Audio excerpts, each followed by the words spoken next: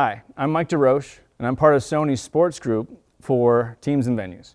And as a person with an engineering and sports background, and also have been known to run a camera at times, I want to talk about the hotly debated subject of the incorporation of a large format camera in a live event, and where the tools might be best utilized.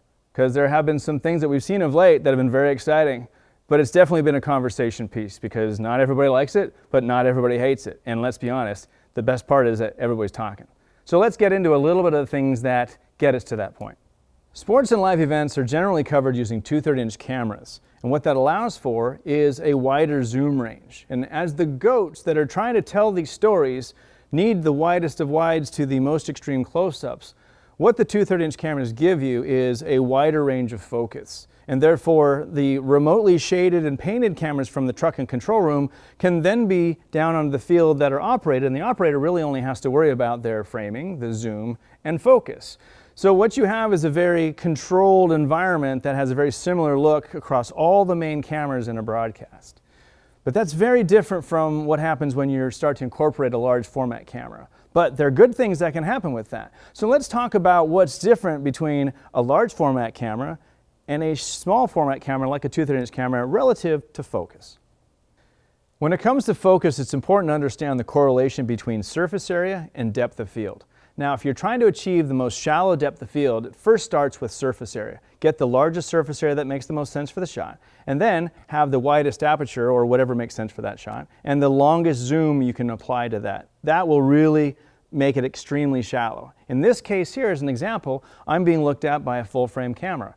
In this camera, we're looking at by a 2/3" camera, and we've tried our best to mimic the shots and the framing, but the difference is that this camera here in full frame is 10 feet away from me. That camera is 28 feet away from me. And to illustrate the difference, even though we've got the same framing, is if you look at the Sony label in the front of this FX3, it's out of focus here. It's in focus with a 2/3". To illustrate more extremely, let's take this baseball. If I were here in 2/3", I am completely in focus all the way around. But if I look at the full frame camera, completely out of focus. Back to focus, out of focus. Now, this is our top-end cinema camera, and it typically has a focus puller assigned to it. In this case, autofocus FX9. Now, before we get into autofocus, it's important to understand the job you're trying to achieve here.